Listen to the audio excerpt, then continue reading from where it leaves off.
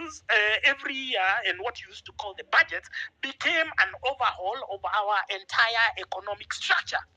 So they used to go and coincidentally, believe it or not, I used to be close with the PS of Treasury many years ago called Joseph Kenywa. And one day I met him at his house and I told him, can we do a proposal for football? So we wanted, because my background is football, and we wanted to launch our sporting renaissance on the model of Britain, so that the government kind of like co-guarants the building of infrastructure. And I went, I gave him the proposal, and then he organized a meeting for me at Treasury, and I met the budget committee. And I remember going, and I was very young, it was around 2008.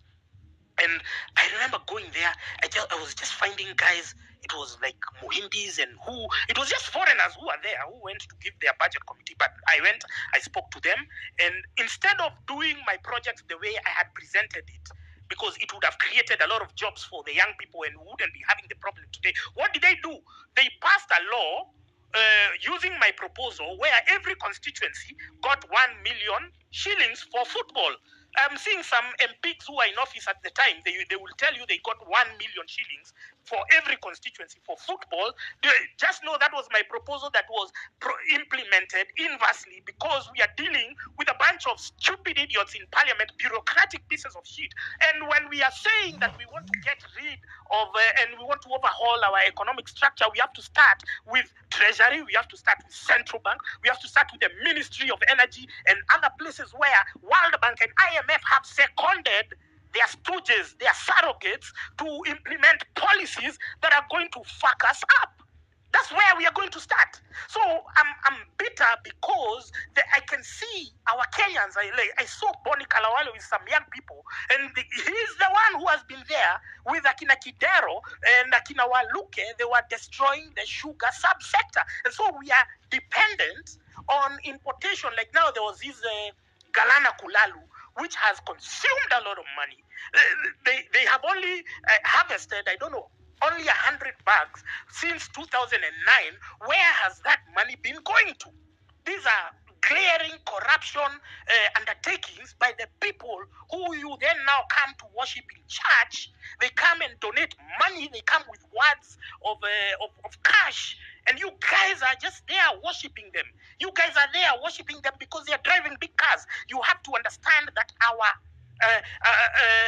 oppression is intertwined with the current political establishment. So we need to overhaul everything. I saw some of you useless bastards. You have no shame, and you're saying Matiang'i is the scandals. He's been there in the Roraka land scandal. He created this CBC, which has messed us up, and you are there without any honor or shame saying, yeah, Matiang'i, because you've been paid a few shillings. Come on, man.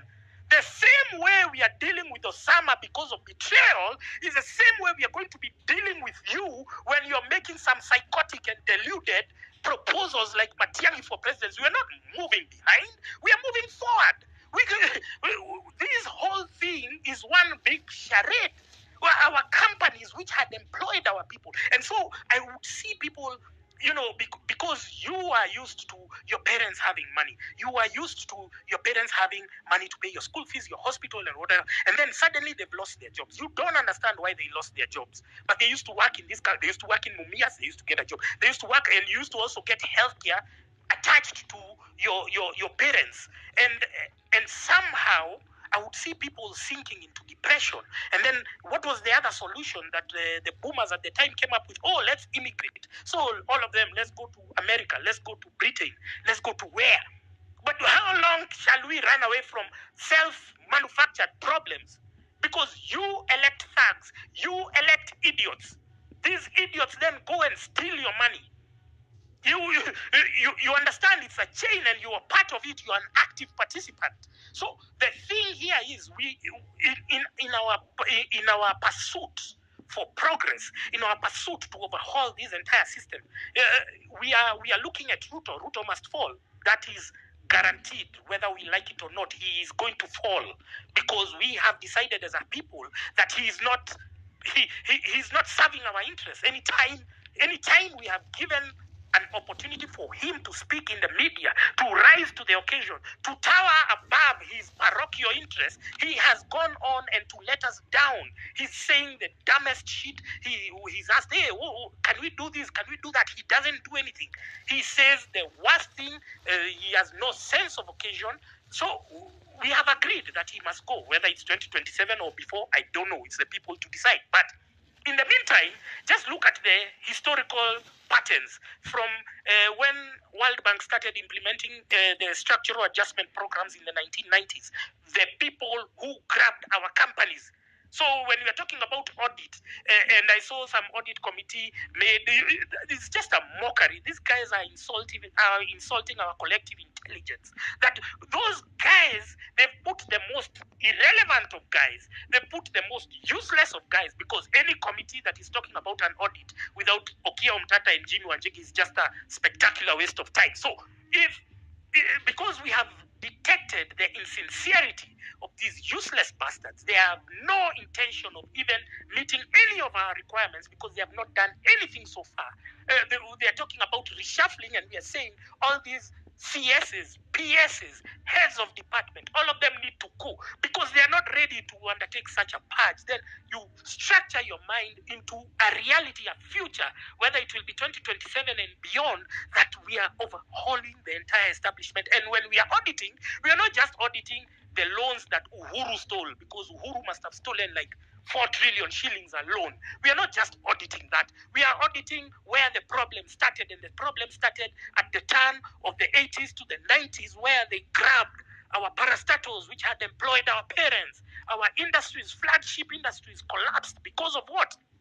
Tourism used to earn us foreign exchange. Coffee used to earn us foreign exchange. Pyrethrum, Sisal, everything, textile industry, nothing, everything was collapsed so that we can favor a bunch of useless bastards called importers. And those importers, sorry, Americs, give me 1 minute.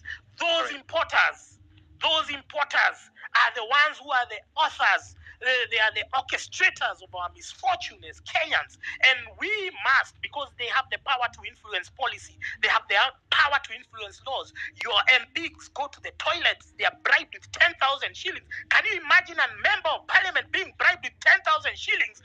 He's on a payroll of 1 million. He has fuel allowance, he has everything, and he's being paid 10,000 shillings in the toilets of parliament to change the laws that is going to affect you. Come on, I'm going crazy over here. Sorry, Americs. I apologize if I went overboard. I'm sorry. It's a citizen assembly, so you are allowed to say whatever you want to say. Our common goal is one. Our spirit is one. That we must overhaul the establishment. We must drain the swamp, because the swamp has been infested by crocodiles, pests, snakes. If there are people we need to pray for, they're the